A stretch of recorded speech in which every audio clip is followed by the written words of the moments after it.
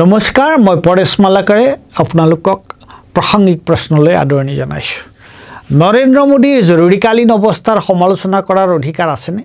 কালি কৰবাত এটা ভিডিঅ' দেখিলোঁ য'ত প্ৰধানমন্ত্ৰী মোদী ডাঙৰীয়াই জৰুৰীকালীন অৱস্থাৰ সমালোচনা কৰিছে। আজিৰ পৰা 50 বছৰ আগতে সেই সময়ৰ ভাৰতৰ প্ৰধানমন্ত্ৰী ইন্দিৰা গান্ধীয়ে 1975 চনৰ 25 জুনৰ দিনা আজিৰ দিনটোতে দেশত আভ্যন্তৰীণ জৰুৰীকালীন অৱস্থা ঘোষণা কৰিছিল। সংবিধানৰ প্ৰস্তাৱনাৰ ঘোষিত উদ্দেশ্যৰ বিৰুদ্ধে গৈ সংবাদ পত্ৰৰ স্বাধীনতা নিষিদ্ধ কৰা হৈছিল। মানুহৰ বাক স্বাধীনতা খৰ্ব কৰা হৈছিল। ইন্দিৰা গান্ধীয়ে দেশৰ গণতান্ত্ৰিক অনুষ্ঠান প্ৰতিষ্ঠান কঢ়ামুঠিয়াকৈ নিজৰ ৰাজনৈতিক নিয়ন্ত্ৰণলৈ আনিছিল। সমগ্ৰ বিশ্বই ভাৰতৰ জৰুৰীকালীন অৱস্থাৰ সমালোচনা কৰিছিল। সঞ্জয় গান্ধীৰ মই মাতলিত মানুহ অতিষ্ঠ হৈছিল।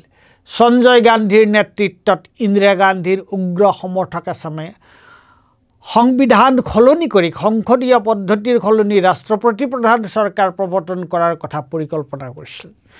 সঞ্জয় গান্ধীৰ মন্ত্ৰণাত উত্তৰ প্ৰদেশ আদি কৰি কেইবাখনো কংগ্ৰেছ শাসিত ৰাজ্য চৰকাৰে বিধানসভাত তাৰ সপক্ষে প্ৰস্তাৱ গ্ৰহণ কৰিছিল।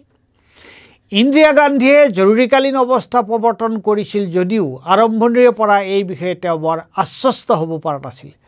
সঞ্জয় গান্ধীৰ প্ৰতি থকা অতিমাত্ৰ পুত্ৰ স্নেহে প্ৰথমতে জৰুৰীকালীন অৱস্থাৰ সময়ছোৱাত হোৱা অত্যাচাৰবোৰৰ প্ৰতি ইন্দিৰাক অন্ধ কৰি ৰাখিছিল।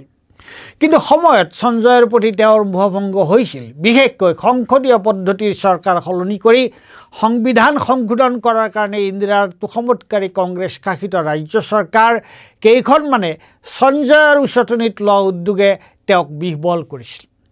দেশৰ মানুহে যে জৰুৰীকালীন অৱস্থা বেয়া পাইছিল সেই কথা তেওঁ উপলব্ধি কৰিছিল। সেইকাৰণেই সঞ্জয়ক নজনোৱাকৈ 1977 চনৰ জানুৱাৰী মাহত জৰুৰীকালীন অৱস্থা উঠাই লৈ ইন্দিৰা গান্ধীয়ে সেই বছৰে মাৰ্চ মাহত সাধাৰণ নিৰ্বাচন পাতিছিল। হাৰিব বুলি ভিতৰুৱাকৈ জানিও ইন্দিৰা গান্ধী নিৰ্বাচন অনুষ্ঠিত কৰিছিল।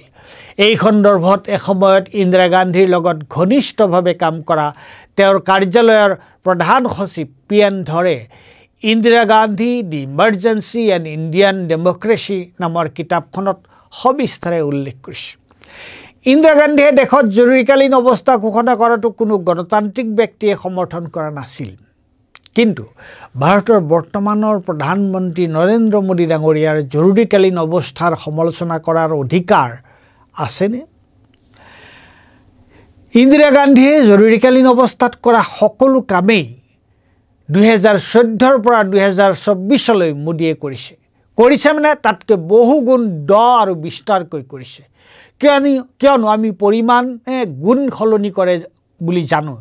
ইন্দিৰা গান্ধীৰ ঘোষিত জৰুৰীকালীন অৱস্থা আছিল মাত্ৰ 21 মাহৰ বাবে আৰু সেই সময়ত তেওঁ এতিয়াৰ দৰে দুটা কাম কৰা নাছিল। মোদীৰ দৰে তেওঁ দেশত সাম্প্ৰদায়িক বিভাজন আনিবলৈ কেতিয়াও চেষ্টা কৰা নাছিল। আৰু এতিয়া যেনেকৈ মোদীয়ে দেশৰ সম্পদ মুষ্টিমেয় পুঁজিপতিক গতাই দিছে তেওঁ সেইটো কেতিয়াও কৰা নাছিল। কিন্তু ইন্দিৰাৰ 21মহীয়া ঘোষিত জৰুৰীকালীন অৱস্থাৰ সলনি 2014 পৰা 2024 চনলৈ দেশত মোদীৰ অঘোষিত জৰুৰীকালীন অৱস্থা চলি আছে। দেশত সকলো ঠিকে আছিল কিন্তু অবৈধভাৱে সকলোকে বৈধ কৰা হৈছিল। দেশত সংসদ চলি আছিল কিন্তু সংসদীয় বিতৰ্ক নোহোৱাকৈ সংখ্যাগৰিষ্ঠতাৰ দোহাই দি বিৰোধী সাংসদক সংসদৰ পৰা বহিষ্কাৰ কৰি মোদীয়ে কিমান কি ভয়ানক জনবিৰোধী আইন পাছ কৰিছিল। এতিয়াও সকলো অনুষ্ঠান প্ৰতিষ্ঠান বিজেপি নহয় মোদী শ্বাহৰ কব্জাত। শীৰ্ষ আমোলা আছে, মন্ত্ৰী আছে, কিন্তু কোনেও স্বাধীনভাৱে নিজৰ বক্তব্য প্ৰকাশ কৰিব নোৱাৰে, কোনো সিদ্ধান্ত ল'ব নোৱাৰে। আৰু মোদীক সমালোচনা কৰা মানে দেশক সমালোচনা কৰা। মোদী বিৰোধী মানে দেশ বিৰোধী। জৰুৰীকালীন অৱস্থাত বাতৰি কাকতৰ স্বাধীনতাহে নাছিল। এতিয়া মুখ্য ধাৰাৰ প্ৰচাৰ মাধ্যমৰ ওপৰত মোদী শ্বাহৰ নিয়ন্ত্ৰণ ইমানেই কপকপীয়া যে মোদী বন্দনাৰ বাহিৰে তেওঁলোকে আৰু একো দেখা নাপায়। সেইদিনা অৰুন্ধতী ৰায় সম্পৰ্কে আপোনালোকে অৰ্ণৱ গোস্বামী বোলাজনৰ চিঞৰ বাখৰ দেখিছিলনে? অৰুন্ধতী ৰায় এগৰাকী লেখিকা। তেওঁৰ মতৰ লগত আপোনাৰ মোৰ মত নিমিলিব পাৰে। সেই বুলি সাংবাদিক এজনে তেওঁৰ বিষয়ে এনেকৈ ক'ব লাগে? এইবোৰ অইন একো নহয়, সকলো মোদীৰ প্ৰভাৱ, মোদী এফেক্ট।